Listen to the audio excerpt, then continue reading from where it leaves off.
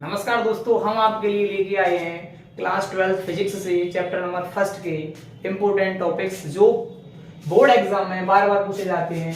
तो नंबर 1 है आपका वैद्युत क्षेत्र की तीव्रता या वैद्युत क्षेत्र। नंबर 2 पे आता है कूलॉम का नियम। आगे है वैद्युत द्विध्रुव व वैद्युत द्विध्रुव का आघूर्ण। आगे है बिंदु आवेश के कारण वैद्युत क्षेत्र या वैद्युत क्षेत्र की तीव्रता।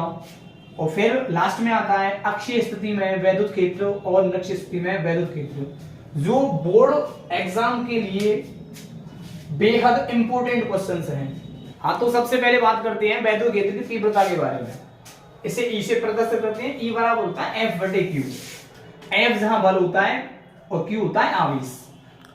इसका जो परिभाषा होता है वो होता है एकांक आवेश पर जो बल कार्य करता है उसे वैद्युत क्षेत्र की तीव्रता ई कहते हैं। यह एक सदिश राशि होती है और इसका मात्रक होता है न्यूटन प्रति कूलम।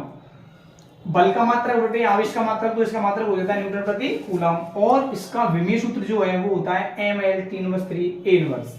आइए अब देखते हैं कूलम का नियम। इससे पहले हमने आपके लिए कराई थी वैद्युत क्षेत्र की तीव्रता। तो जानते हैं कूलम के नियम के बारे में, जो क्या होता है। पहले इसका जो डेफिनेशन होता है वो देखते हैं। किन्हीं दो स्थिर बिंदु आवेशों के मध्य लगने वाला वैद्युत बल या कूलम बल उन आवेशों के गुणनफल के समानुपाती और उनके बीच की दूरी के वर्ग के व्युत्क्रमानुपाती होता है। और ये जो बल है इसकी डायरेक्शन होती है, इस बल की दिशा आवेशों को मिलाने वाली रेखा के अनुदिश होती है। तो इसके लिए हम दो आवेश Q1 व Q2 लेते हैं जो एक r मीटर की दूरी पर रखे हुए हैं। A पर आवेश Q1 और B पर आवेश Q2 है। दोनों स्थिर हैं। स्थिर का मतलब होता है ये गति नहीं कर सकते हैं, एक जगह रखे हुए हैं। तो आज देखते हैं दो आवेश है Q1 व Q2 एक दूसरे से अल्प दूरी पर स्थित हैं। इनके मध्य जो बल लगेगा माना वो F है। तो क्या होगा, F होता है आवेशों के गुणनफल की समानुपाती। तो F समानुपाती है Q1 मल्टीप्लाई Q2, इसको हम समीकरण 1 मानते हैं।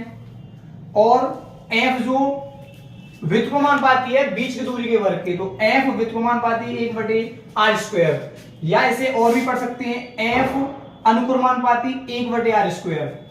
समीकरण 2 हो जाएगा। तो समीकरण 1 व 2 से क्या हो जाएगा, F समानुपाती Q1 Q2/r²। तो इस समानुपाती के चिन्ह को हटाने के लिए आप कोई समानुपाती नेतांक का गुणा करेंगे। तो इसके लिए हम माना कोई A समानुपाती नेतांक इसका गुणा कर देते हैं। तो F बराबर है A Q1 Q2/r²। इसका मान जो होता है वो फिक्स होता है, एक नियतांक है ये, समझ चलिए आप। तो इसका मान होता है A बराबर 9 × 10⁹ और मात्रक होता है न्यूटन मीटर स्क्वायर प्रति कूलम स्क्वायर। इसे 1/4πε0 के बराबर भी लिखा जा सकता है, या F बराबर 1/4πε0 A का मान रख देंगे Q1 Q2/r²। इसका मात्रक होता है न्यूटन। अब यदि इन आवेशों के बीच में वायु के स्थान पर कोई k परावैद्युतांक वाला माध्यम है, तब F बराबर 1/4πε0 के Q1 Q2/r²। मतलब क्या है, यदि इन A और B के बीच में, मतलब Q1 और Q2 के बीच में कोई ऐसा माध्यम भर दें जो कोई अचालक पदार्थ है जिसका परावैद्युतांक है k, तो वहां पर F बराबर होता है 1/4πε0 के Q1 Q2/r²। इसका मतलब है बल का मान कम हो जाएगा, कम हो जाता है। हम आपके लिए वैद्युत द्विध्रुव और वैद्युत द्विध्रुव का आघूर्ण बताएंगे। तो देखिए वैद्युत द्विध्रुव क्या होता है। वैद्युत द्विध्रुव होता है जब परिमाण में समान और विपरीत प्रकार के आवेश एक दूसरे से अल्प दूरी पर स्थित होते हैं तो वो वैद्युत द्विध्रुव की रचना करते हैं। जैसा कि चित्र में दिखाया गया है, A और B, A पर +q और B पर -q आवेश है और ये एक दूसरे से अल्प दूरी 2l पर स्थित है। तब वैद्युत द्विध्रुव किसे कहेंगे, तो ये जो निकाय बना हुआ है इसे वैद्युत द्विध्रुव बोलते हैं। A पर +q आवेश और B पर -q आवेश है, दोनों परिमाण में समान है और एक दूसरे से एक अल्प दूरी dl पर स्थित हैं। तो ये जो निकाय है इसे ही वैद्युत द्विध्रुव बोलते हैं। अब आपको वैद्युत द्विध्रुव का आघूर्ण बताते हैं। तो वैद्युत द्विध्रुव में से वैद्युत आघूर्ण निकल के आता है, इसे हम P से प्रदर्शित करते हैं और P बराबर होता है 2QL। तो इसकी परिभाषा क्या हो जाएगी, जब कोई एक आवेश Q और उन आवेशों के बीच की अल्प दूरी 2L का जो गुणनफल होता है उसे ही वैद्युत द्विध्रुव का आघूर्ण कहते हैं। मतलब कोई एक आवेश का परिमाण और उन आवेशों के बीच की दूरी के गुणनफल को वैद्युत द्विध्रुव का आघूर्ण कहते हैं। इसका मात्रक मीटर कूलम होता है और इसका विमीय सूत्र होता है LAT। हाँ, तो अब हम आपके लिए बताते हैं बिंदु आवेश के कारण वैद्युत क्षेत्र की तीव्रता का व्यंजक। तो इसके लिए क्या करते हैं, देखिए सबसे पहले कोई एक बिंदु लेते हैं A, जिस पर Q आवेश रखा है। इससे इस Q आवेश से स्मॉल r मीटर की दूरी पर एक बिंदु P है, जिस पर हमें इस आवेश के कारण वैद्युत क्षेत्र की तीव्रता का व्यंजक प्राप्त करना है। तो इसके लिए करते हैं, देखो माना एक बिंदु A पर Q आवेश रखा है, इससे स्मॉल r मीटर की दूरी पर एक बिंदु P है, जिस पर वैद्युत क्षेत्र की तीव्रता ज्ञात करनी है। तो इसके लिए हम क्या करते हैं, इसके लिए हम एक और आवेश जिसे हम Q0 नाम देते हैं, Q0 आवेश P पर रखा है, एक अन्य आवेश P पर रखा है। अब इस आवेश पर P के आवेश पर A के आवेश Q के कारण बल F लगेगा। यदि F है तो F बराबर क्या हो जाएगा, 1/4πε0 Q1 Q2 बटे r², जो कूलम का नियम होता है। इस आवेश Q के कारण P पर जो आवेश Q0 है उस पर एक बल लगेगा, जिसे वैद्युत बल कह सकते हैं आप। वो क्या होगा, वो होगा F बराबर 1/4πε0 Q1 Q2 बटे r²। ये आपने इक्वेशन फर्स्ट माना है। अब हमें इस P पर निकालना है वैद्युत क्षेत्र।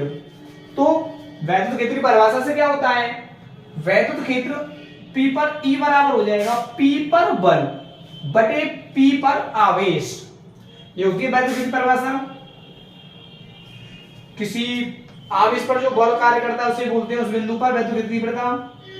तो क्या हो जाएगा, E बराबर 1/4πε0 Q0 बटे r²। इसमें P पर जो आवेश है वो Q0 से भाग लगाते हैं, तो Q0 से Q0 कट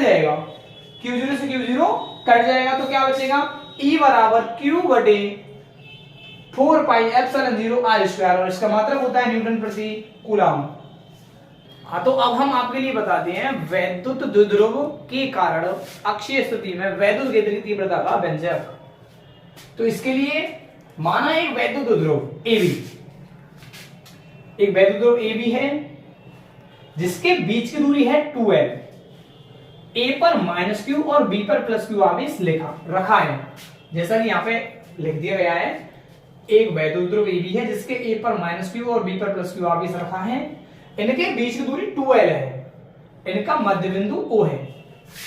A और B का मध्य बिंदु O है, तो A से O और B से O की दूरी L होगी, जो बराबर होगी।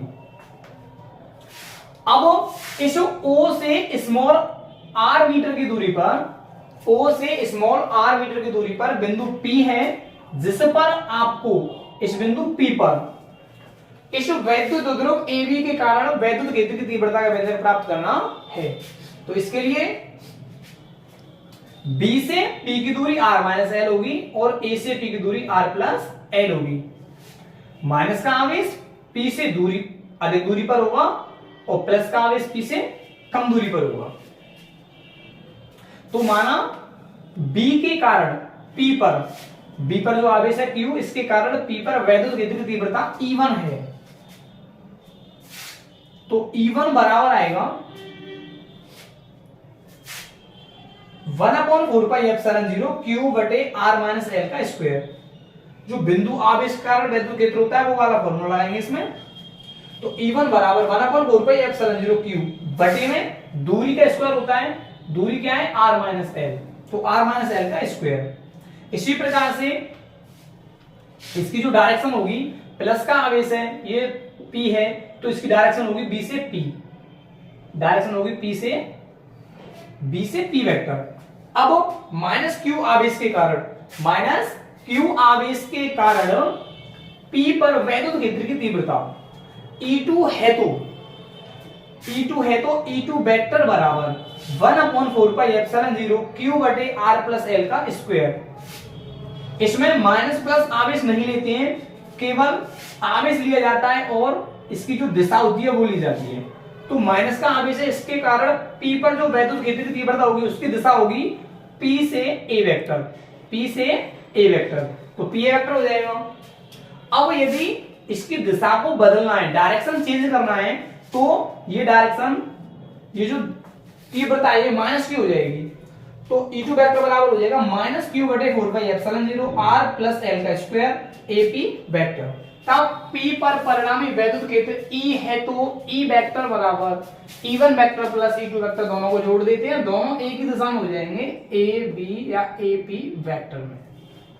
तब E बराबर E1 और E2 का मान रख देते हैं Q बटे 4πε0 R माइनस L का स्क्वायर प्लस माइनस Q बटे 4πε0 R प्लस L का स्क्वायर, या E बराबर Q बटे 4πε0 R माइनस L का स्क्वायर, माइनस का इस प्लस से गुणा करते हैं माइनस हो जाता है Q बटे 4πε0 R प्लस L का स्क्वायर, या E बराबर दोनों में Q बटे 4πε0 उभयनिष्ठ है, तो दोनों को बाहर निकाल देते हैं, Q बटे 4πε0 ब्रैकेट के अंदर आ जाएगा 1/R माइनस L का square minus 1/R plus L का होल स्क्वायर।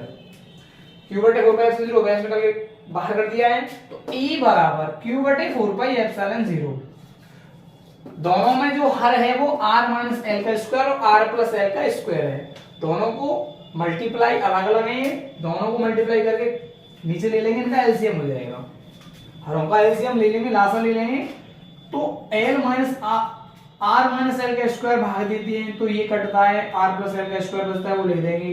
ऐसे ही R प्लस L का स्क्वायर इसमें भाग लगाएंगे तो ये कट जाएगा, R माइनस L का स्क्वायर बचेगा, वो लिख लेंगे। आगे इनका स्क्वायर खोल देते हैं, Q बटे 4πε0 इनका विस्तार करते हैं, तो R square plus L square plus 2RL minus R minus L का स्क्वायर है, तो R square plus L square minus 2RL, minus बाहर है, इसका मल्टीप्लाई कर देते हैं भीतर, तो ये R स्क्वायर माइनस का आएगा, L स्क्वायर माइनस का आएगा, 2RL ये माइनस माइनस प्लस हो जाएगा, तो यहाँ पर प्लस का R स्क्वायर, यहाँ पर माइनस का R स्क्वायर कट जाएगा, L स्क्वायर प्लस का L स्क्वायर माइनस का ये कट जाएगा, 2RL और 2RL कितना हो जाएगा 4RL, कितना हो जाएगा 4RL। Q बटे 4πε0 आ गया है 4RL बटे R square minus L square का होल स्क्वायर। अब हम जो R स्क्वायर है वो बहुत ज्यादा है, L कम होता है, तो L स्क्वायर का जो मान आएगा वो R स्क्वायर की तुलना में बहुत कम होगा, इसीलिए R स्क्वायर की तुलना में L स्क्वायर को नगण्य मानकर छोड़ा जा सकता है। तब E बराबर आ जाएगा Q बटे 4πε0 4RL बटे R स्क्वायर का स्क्वायर, L स्क्वायर को छोड़ देंगे, उसको जीरो कर देंगे, तो यहां से 4RL इंटू Q है बटे में 4πε0 स्क्वायर का स्क्वायर कर दें 4 हो जाएगी घात, R का 4 हो जाएगा, ऊपर R की घात 1 है, 1 से 4 कट जाएगा, 3 बचेगा, यहाँ पर एक घात कम हो जाएगा, तो Q इंटू 4L R यहां से चला जाएगा, कट जाएगा, बटे में 4πε0 R की पावर 3 बचेगा। अब आगे E बराबर 4L को 2 इंटू 2L लिख देंगे इंटू Q बटे 4πR की घात 3, या E is equal to Q into 2QL या 2L होता है P, 2 इंटू P बटे 4πε0 R की घात 3, या E बराबर 2P बटे 4πε0 R की पावर 3। हमें वैद्युत ध्रुव के कारण निरक्षीय स्थिति में वैद्युत क्षेत्र की तीव्रता का व्यंजक प्राप्त करना है। इसके लिए हम एक वैद्युत ध्रुव AB लेते हैं जिसके A पर माइनस Q और B पर प्लस Q आवेश है, A और B के बीच की दूरी 2L है, A और B का मध्य बिंदु O है, तो A से O की दूरी L और B से O की दूरी L ही होगी।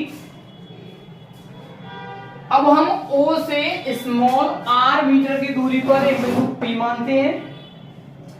इस बिंदु P पर हमें इस वैद्युत ध्रुव AB के कारण वैद्युत क्षेत्र की तीव्रता की गणना करनी है। अब इसके लिए जो ये दूरी r है, ये l है। अब A से P की दूरी निकालते हैं। तो A से P की दूरी इसका स्क्वायर प्लस इसका स्क्वायर का योग करके वर्गमूल कर देंगे। जैसे आपने निकाला होगा, कर्ण निकालते हैं, कर्ण की तरह है P AP। तो कर्ण का वर्ग आधार का वर्ग प्लस लंब का वर्ग होता है। तो कर्ण बराबर अंडर रूट आधार का स्क्वायर प्लस लंब का स्क्वायर। तो A से P की दूरी r square plus l square power 1/2 या अंडर रूट हो जाएगी। ऐसे ही B से P की दूरी हो जाएगी under root r square plus l square. इसे r square plus l square की पावर 1/2 भी लिख सकते हैं, दोनों बराबर होते हैं। तो माना एक वैद्युत ध्रुव AB है जिसके बिंदु A पर -q और B पर +q आवेश रखा है। AB के बीच दूरी स्मॉल 12 है और इनका मध्य बिंदु O है। O से लंबवत, ये जो लंबवत दूरी है r मीटर की दूरी, O से लंबवत r मीटर की दूरी पर बिंदु P है जिस पर वैद्युत क्षेत्र निकालना है, P पर निकालना है इस पर। तो इसके लिए A से P की दूरी और B से P की दूरी बराबर होगी, जो r square plus l square power 1/2 है। अब हम प्लस Q आवेश के कारण P पर वैद्युत क्षेत्र की तीव्रता ज्ञात करते हैं। तो फॉर्मूला लगाएंगे, बिंदु आवेश के कारण वैद्युत क्षेत्र की तीव्रता क्या होती है, E बराबर होता है q/4πε0 r²। ऐसे इसमें लगाएंगे E1 वेक्टर बराबर, माना E1 है प्लस Q के कारण P पर, तो E1 वेक्टर बराबर 1/4πε0 Q बटे दूरी है r square plus l square power 1/2, तो उसका स्क्वायर कर देंगे BP वेक्टर। B से P वेक्टर डायरेक्टली ऐसे हो जाएगा।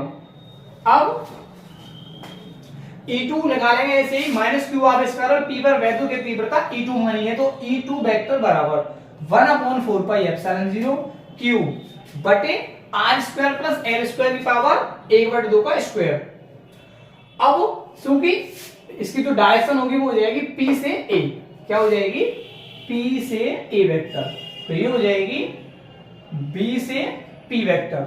दोनों डायरेक्शन अलग अलग हैं, एक ही दिशा में होते तो जोड़ देते, विपरीत होते तो दिशा को बदल के माइनस करके फिर जोड़ देते, लेकिन अब बिल्कुल अलग अलग है। तो क्या करते हैं, इनके घटकों में इनको तोड़ देते हैं। तो E1 व E2 अलग अलग दिशाओं में है, अतः ये अपने घटकों में टूट जाती हैं या वियोजित हो जाती है। तब E1 वेक्टर के लंबवत और क्षैतिज घटक होंगे E1 sin थीटा व E1 cos थीटा, और E2 के जो घटक होंगे वो E2 sin थीटा व E2 cos थीटा होंगे। इधर E2 sin थीटा और ये हो जाएगा E1 sin थीटा, ये इसका क्षैतिज घटक होगा E1 cos थीटा और E2 cos थीटा भी इसी में होगा। दोनों जब एक ही साइड में होने के कारण ये तो आपस में जुड़ जाएंगे, लेकिन ये बिल्कुल विपरीत है, एक ऊपर एक नीचे है, तो ये एक दूसरे को समाप्त कर देते हैं। जब ये एक दूसरे को समाप्त कर देंगे तो जो क्षैतिज घटक E1 cos थीटा व E2 cos थीटा ये जुड़ेंगे, तो इन दोनों का जो योग होगा वो बिंदु P पर परिणामी वैद्युत क्षेत्र की तीव्रता के रूप में प्राप्त होगा। तब देखते हैं, तो P पर परिणामी वैद्युत क्षेत्र E है, तो E बराबर E1 cos theta plus E2 cos theta. E1 और E2 परिमाण में बराबर है, E1 और E2 परिमाण में बराबर है, तो E1 बराबर q/4πε0 अंडर रूट में r square plus l square की अंडर रूट पे था और स्क्वायर कर देंगे, स्क्वायर से अंडर रूट हट जाएगा, cos थीटा आ जाएगा पीछे, and plus q/4πε0 under root square से हट जाएगा, r square plus l square नीचे रहेगा। दोनों में एक जैसा है, cos थीटा ऊपर है, तो ये एक जैसे होने के कारण क्या हो जाएंगे 2 cos थीटा बटे में 4πε0 r square plus l square. लेकिन यहां से cos थीटा के लिए बात करते हैं, cos थीटा बराबर हो जाएगा आधार बटे कर्ण l बटे under root r square plus l square. तो वो यहां पर ले लेते हैं, वैल्यू रख देते हैं cos थीटा की, 2qlp होता है बटे 4πε0 R square plus L square power 1 और यहाँ पर है अंडर रूट मतलब 1/2 1 और 1/2 हो जाता है 1.5 मतलब 3/2 तो p बटे 4πε0 R square plus L square power 3/2 तब आर स्क्वायर एल स्क्वायर से काफी बड़ा है तो आर स्क्वायर की तुलना में एल स्क्वायर को नगण्य मानकर छोड़ा जा सकता है। छोड़ने पर हम प्राप्त करते हैं ई बराबर जब यहां से एल स्क्वायर को 0 कर देंगे तो यहां से p बटे 4πε0 आर स्क्वायर बचेगा केवल एल स्क्वायर को हटा देंगे की पावर 3/2 2 से अंडर रूट हट जाता है या बटे 2 से कट जाएगी तो p बटे 4πε0 आर की घात 3 ई बराबर होता है लास्ट में जो रिजल्ट आएगा p बटे 4πε0 आर की पावर 3 न्यूटन प्रति कूलम।